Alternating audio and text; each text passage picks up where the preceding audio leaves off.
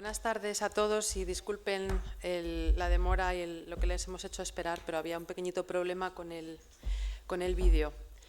Bueno, yo sustituyo a nuestro director, que en principio iba a estar aquí, pero no ha podido estar, no puede estar en todas las conferencias, así que me corresponde hoy a mí estar aquí con mucho gusto presentando esta conferencia, mesa redonda o presentación, como lo queramos concebir, sobre Siria, el movimiento de resistencia civil y digamos, la capacidad creativa de la población civil para hacer frente a un conflicto que ya dura mucho tiempo y se haya cobrado muchísimas vidas y está haciendo sufrir a muchísima gente. Entonces, bueno, queríamos incorporar en la serie de actividades que lleva organizando Casa Árabe en los últimos meses, digamos, para traer a la mesa y a la reflexión la cuestión siria, queríamos incorporar una dimensión distinta, diferente, complementaria, pero igualmente importante y necesaria para poder hacernos entre todos un poco el mapa de lo que está pasando en este país, ¿no?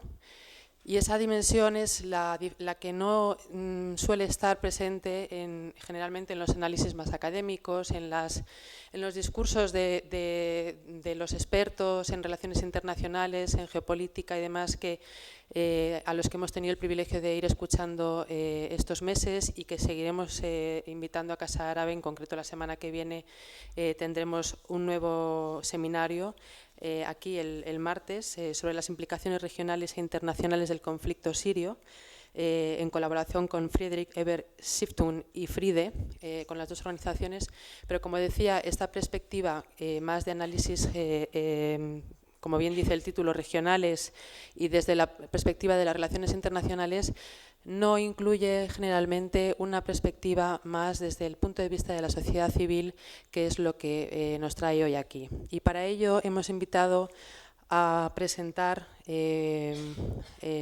digamos, este tema a Leila Nashawati, que está aquí conmigo en la mesa, es activista hispano-siria por los derechos humanos, es especialista en participación ciudadana y comunicación en contextos represivos, es cofundadora del portal Syria Untold, que es gran parte del contenido que nos va a presentar hoy aquí, y ella misma explicará qué es esto de Syria Untold y por qué es una herramienta muy importante también en este complejo de información sobre Siria. Es profesora de comunicación en la Universidad Carlos III de Madrid, donde realiza su doctorado. Sus estudios se centran en la región de Oriente Medio y el norte de África y colabora con distintos proyectos y medios como el diario.es, Global Voices Online, Global Advocacy, El Mundo y Al Jazeera English. Es licenciada en Filología Árabe y Filología Inglesa y es máster en Cooperación Internacional. Voy a dar la palabra a Leila Nashawati y después invitaremos a sumarse a la mesa con nosotros a uno de los miembros y fundadores también del colectivo Zaytun Gang, que es un protagonista de lo que vamos a hablar hoy aquí, y autores del videojuego Zaytun, que ya puede verse online en internet. Así que sin más, Leila, tienes la palabra. ¿Así? ¿Me oís todos bien? Bueno. Muchas gracias, Nuria, gracias a Casa Árabe. Estoy encantada de estar aquí. Desde hace un montón de tiempo que sigo el trabajo que hacéis y para mí es una ilusión bastante grande el estar aquí en este sitio. Y además me da la impresión que estamos en familia. Veo así mucha gente querida y ya me siento aquí con el calorcillo que me da veros a todos por ahí sentados. Yo creo que el Twitter, esto se está también compartiendo por Twitter, por lo que he visto, y hay una etiqueta que es Siria Hoy. Me parece que algunas de las cosas que se están comentando a lo largo de estos días, si en algún momento queréis compartir algo, eso sí, os pediremos que durante la sesión de Mohammad y de los chicos del colectivo Zaytun, pues que no mencionéis su nombre, que no hagamos fotos, pero con respecto a mi parte no hay ningún problema por ese lado. Entonces, Siria Hoy y... hola, Lidia. Ya he visto por ahí algunos comentarios también, algunos de la gente que no entiende muy bien nuestro contexto sirio ni lo que está sucediendo. Muchos de los que estáis aquí ya lo conocéis bastante bien, muchos de los que no lo conocen no suelen venir a estos actos y realmente prefieren los análisis geoestratégicos a acercarse a la dinámica interna de un pueblo del que hasta hace muy poco tiempo muy poco se sabía. Le hemos llamado a esta presentación Sin armas de fuego, resistencia creativa en Siria, precisamente en un contexto en el que todo lo que escuchamos, todo lo que oímos sobre Siria viene marcado por el foco mediático sobre los puntos, digamos, sobre la militarización del conflicto, todo lo geoestratégico y geopolítico y esa proxy war, digamos, en la que los distintos titanes del mundo miden sus fuerzas y en la que Siria es una especie de tablero de ajedrez en el que cada país mide sus fuerzas. Más allá de ese juego geoestratégico hay muchas cosas que están sucediendo sobre el terreno desde hace ya 2 años y medio que a menudo no reciben cobertura y que a menudo quedan alienadas por esa cobertura de lo militar y de lo geoestratégico. Y es una realidad también importante y es una realidad que tiene mucho que ver con lo que los sirios desean, con lo que los sirios trabajan sobre el terreno y creemos que es importante también poner el foco sobre estas realidades.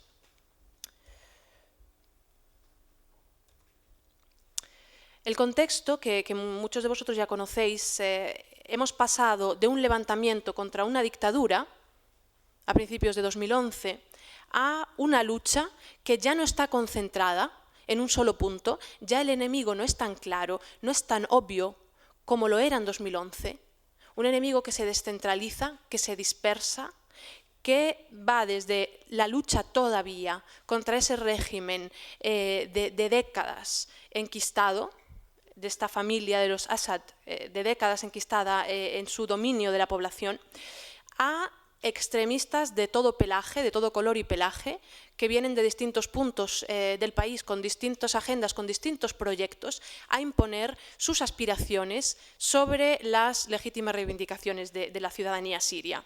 Extremistas, yihadistas, distintos intereses geoestratégicos de unos y otros, desde los intereses de quienes dicen apoyar la revolución, que en gran medida son intereses que no son limpios y que son condicionados, que es un apoyo que responde al deseo de beneficiarse y de imponer sus propias agendas, que poco tienen que ver con la diversidad y con, digamos, el tejido social de este país.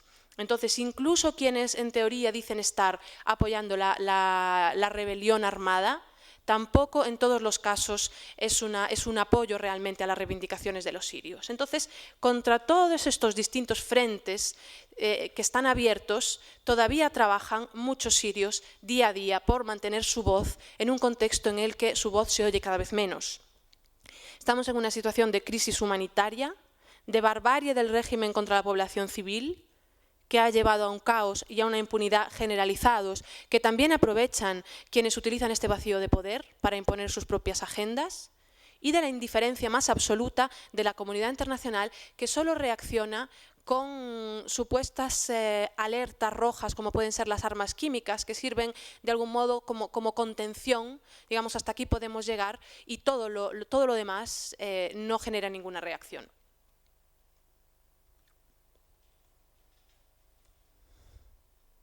العصيان المدني أسلوب الثورة السلمية la revolución pacífica. Entonces, hemos pasado en muy poco tiempo de una situación de agujero negro. Siria era un agujero negro informativo del que nada se sabía. Yo en todos los años de mi vida jamás vi un telediario abrir con una sola noticia sobre Siria. Hasta hace 2 años y medio, ha pasado de ser un agujero negro en el que la prensa internacional tenía prohibido el acceso a ser el mayor productor de vídeos de YouTube de la región y uno de los mayores productores de vídeos de YouTube del mundo.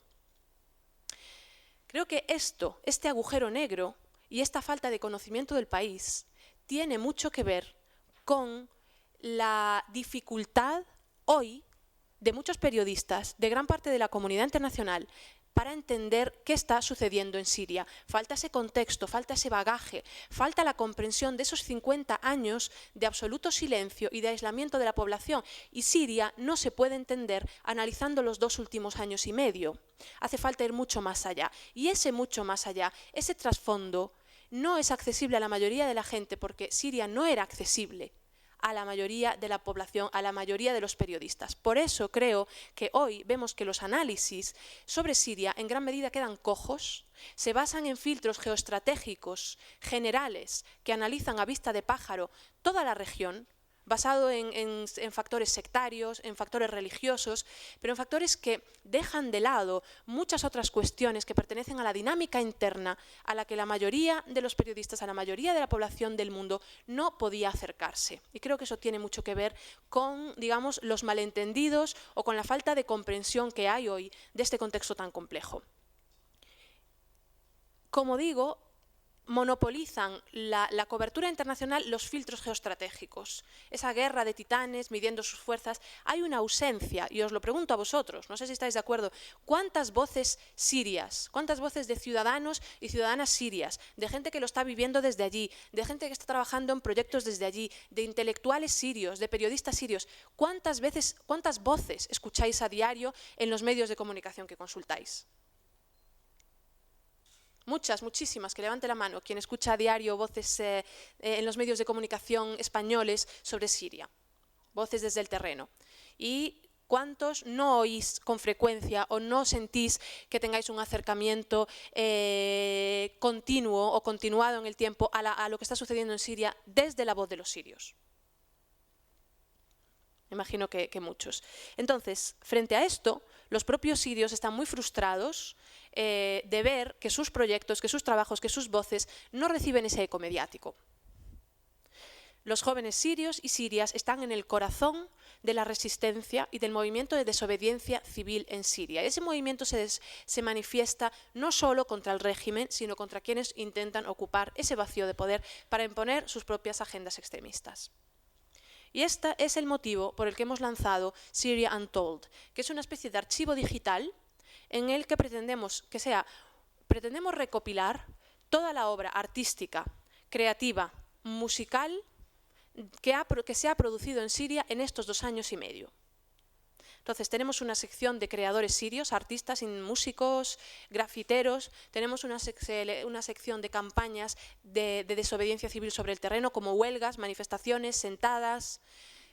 Tenemos otra sección de eventos, campañas, otra de medios alternativos, un país en el que toda la comunicación estaba monopolizada por el régimen y ahora florecen cientos de medios locales y microlocales que buscan una cobertura distinta de su propia realidad, después de todas estas décadas de monopolio. Entonces os recomiendo que nos echéis un vistazo, que si queréis nos sigáis en Syria Untold, porque todos los días estaremos compartiendo información sobre esos intelectuales, sobre esos artistas, sobre esos músicos sirios que creemos que son imprescindibles para entender la realidad sobre el terreno. Este es el único graffiti, la única obra de arte, con muchas comillas, que los sirios teníamos el honor de ver y de disfrutar todos los días. Todo el arte, toda la creatividad estaba al servicio del régimen y no había espacios para la libre creación. Eran las figuras de los Assad las que dominaban los espacios públicos, los nombres de los puentes, los nombres de los colegios, los nombres de todos los edificios históricos. Todos llevaban los nombres de la familia Assad, que de alguna manera colonizó no solo el presente de Siria, sino su pasado, renombrando todas las calles, todos los edificios históricos para dejar su huella absolutamente en todos y borrar ese pasado tan rico y tan diverso en matices, con tantas civilizaciones superpuestas que componen Siria. A partir de 2011, esa imagen que hemos visto colgada en ese muro se rompe en 1000 pedazos. La rompen los activistas que se suben a las estatuas más altas de Hafez al-Assad, de Bashar al-Assad, las destrozan, rompen esas fotos y no solo destrozan esas imágenes, sino que empiezan a crear las suyas propias. De ese arte, como le llamamos, arte de la calle. No arte de la academia, no arte de los salones, no arte enclaustrado y encerrado, sino el arte que surge de las movilizaciones callejeras, de esa insatisfacción y de esa reivindicación después de tantos años de silencio en el que Siria era una especie de olla express que de repente explota y empieza a dar lugar a todo lo malo, pero también a todo lo bueno. Y florecen todo tipo de iniciativas y todo tipo de producciones artísticas y culturales a nivel más micro y al nivel más grande que nos podamos imaginar. Y aquí una cita de Rima Alaf, de la intelectual siria Rima Alaf: en su violenta represión del levantamiento, el régimen sirio no ha hecho distinción entre hombres y mujeres, ni entre adultos y niños. Ha habido igualdad en la opresión, igualdad en el sufrimiento, pero también igualdad a la hora de protestar, aunque en diferente medida, dependiendo del contexto. Y a partir de 2011 florecen iniciativas como esta, en la que dos jóvenes damasquinas se visten de novias y salen a la calle, se las conoce como las novias de Damasco, y salen a la calle para pedir el fin de la represión. A los pocos minutos de estar en el zoco del Hamidía, en pleno centro de Damasco, se las llevaron las fuerzas de seguridad arrestadas, las han arrestado en diferentes ocasiones. Ellas han seguido haciendo lo mismo que estaban haciendo desde el principio, y me parece que ahora 2 de ellas continúan arrestadas por esta iniciativa. Esta es otra iniciativa de desobediencia civil y creatividad en el 2011, que son las fuentes teñidas de rojo. Una mañana amanecieron, creo que fue en abril o mayo, amanecieron todas las fuentes de Damasco teñidas de rojo. Todas las principales, creo que son 7 o 8 fuentes de los principales puntos de la ciudad, amanecieron teñidas de rojo, y los funcionarios de seguridad no sabían cómo gestionar esto, y durante unas horas se quedaron alelados frente a esta, agua de las fuentes que simbolizaba ese rojo de esa sangre que estaban vertiendo el régimen, y algo tan inocuo, tan inofensivo como esta iniciativa, pues consiguió sacar de quicio, a quienes mantenían ese control férreo. Como esta iniciativa, ha habido muchas en 2011. Todas estas iniciativas han ido de la mano, como comentábamos, de un renacimiento artístico, de un florecimiento cultural, de un arte entendido como arte de la calle, arte de las paredes, arte de los muros, arte fuera de la academia, fuera de esos corsés a los que llevaba tantos años sometidos, al servicio única y exclusivamente de esta familia que gobernaba el país. No sé si tenemos internet para ver, me parece que sí. Sí, podemos entrar. Si no, seguimos, lo cuento. Sí. Entonces, esta es la sección en la que me gustaría recomendaros que le echaréis un vistazo. Aquí hemos recopilado, y si queréis aquí, Syrian Told en Facebook. Aquí tenemos toda la lista de todos los artistas, escultores, pintores, dibujantes, grafiteros, humoristas, y continuamos todos los días, ahora acabo de contactar con otro más, todos los días continuamos actualizándolos con nuevos artistas que surgen, y que era impensable hasta hace 2 años y medio. Entonces yo creo que la gran victoria, no solo de la revolución siria, sino de todas las revoluciones y de todos los levantamientos en esta región, creo que la gran victoria es la de la libertad de expresión, de haber roto psicológicamente ese tabú y esa imposibilidad de expresarse. Eso yo creo que no hay vuelta atrás ya. Aquí veis distintos ejemplos y podéis verlos con calma en nuestra sección de creadores sirios.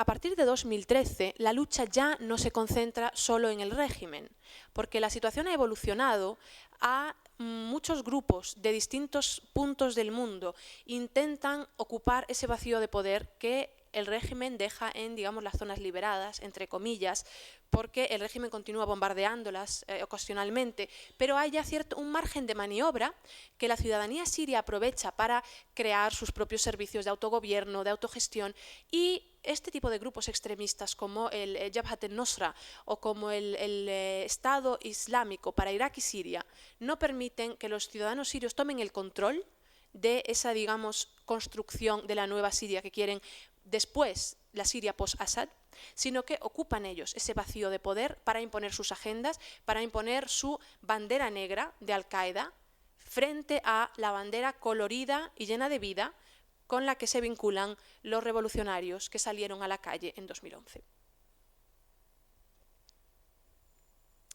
Las hermanas Saleh es un ejemplo de hasta qué punto ahora mismo ya no hay un solo frente abierto, sino varios. Samar al-Saleh, Maisa al-Saleh. Maisa al-Saleh fue detenida en Damasco por participar en manifestaciones pacíficas y en iniciativas de desobediencia civil contra el régimen. Samar al-Saleh fue detenida pocos meses después en Raqqa, en una zona liberada, por el Frente, por el Estado Islámico de Irak y Siria. También por luchar por la diversidad cultural, religiosa y social de Siria, algo que no encaja con esa visión homogénea, unitaria, que tienen esos grupos extremistas que no luchan por la libertad de los sirios, luchan en nombre del sunismo, luchan en nombre de su propia agenda, luchan en nombre de los países del Golfo de los que dependan, pero no, desde luego, por la libertad de la ciudadanía siria. Suad Nofal es otro ejemplo, una mujer de Raqqa, de una zona muy humilde, y Suad, cansada de ver que dentro de Raqqa cada vez la gente tenía más miedo al frente, al Estado, nunca me sale el nombre, debo tener una especie de tabú, de bloqueo con esta palabra, el ISIS, el Estado Islámico para Irak y Siria. Entonces Suad Nofal, cansada de que en su población, en Raqqa, la gente le tuviese cada vez más miedo al ISIS, decidió salir a la calle ella misma, con sus pancartas, con sus carteles, y pedir la liberación de todos los detenidos, solidarizarse con la población cristiana, que estaba siendo atacada por estos grupos de ISIS, que estaban quemando iglesias, que estaban quitando los símbolos cristianos antiguos de la ciudad de Raqqa. Entonces ella salió a la calle en solidaridad con sus vecinos cristianos, y ella sola recibió varios disparos, han intentado matarla en numerosas ocasiones, no recuerdo si ahora mismo la han detenido, pero está continuamente en peligro. Y ella dice, yo no quiero dejar mi ciudad, quiero quedarme, no quiero que otros ocupen nuestra ciudad. El activismo online está muy bien, pero algunos tenemos que quedarnos aquí para asegurarnos de que el trabajo continúa sobre el terreno. Y eso es lo que dice Suad, que es una de las mujeres más valientes, que se ha enfrentado a toda su familia y a todos sus conocidos por continuar oponiéndose contra cualquier forma de opresión. Hace unos días, unos activistas decidieron reunirse para montar el mayor graffiti jamás dibujado en Siria. ¿Podéis imaginaros cuál es el problema que se encontraron estos activistas para hacer el mayor graffiti? Podemos pensar represión gubernamental, podemos pensar represión de ISIS. ¿Sabéis cuál fue realmente el mayor problema que se encontraron para hacer un graffiti de estas dimensiones en las zonas liberadas? No quedan paredes en pie. No quedan paredes en pie. Entonces tenían preparado hacer un graffiti de 5 metros de alto y han tenido que dejarlo en 4 metros de alto, que es la pared más alta que han logrado encontrar en Yalda, que es una de las ciudades icono de las movilizaciones. Entonces es una ciudad que se ha quedado sin muros y sin paredes. Y esto es lo que han logrado hacer, que es un niño dirigiendo su avión de papel a esos aviones del régimen que bombardean a civiles.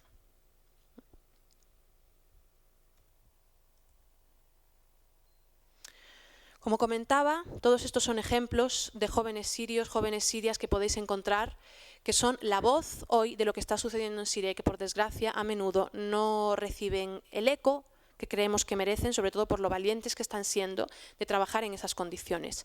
A mí me pareció muy importante tener aquí a gente que represente ese trabajo sobre el terreno, que represente esa creatividad que ha desatado el fin del silencio en Siria, y estoy muy contenta de que podamos tener aquí a Mohammad y a sus compañeras, que son los miembros del colectivo Zeytun, que es un proyecto que nació pensado partiendo de Yarmouk, que es el barrio palestino más grande de Siria.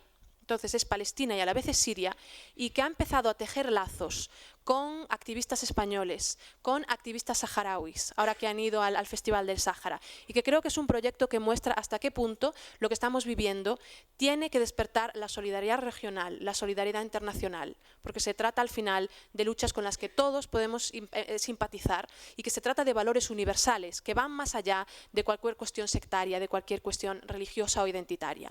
Entonces, ahora me gustaría, Mohammad, darte paso y que nos cuentes tú de qué trata Zeytun.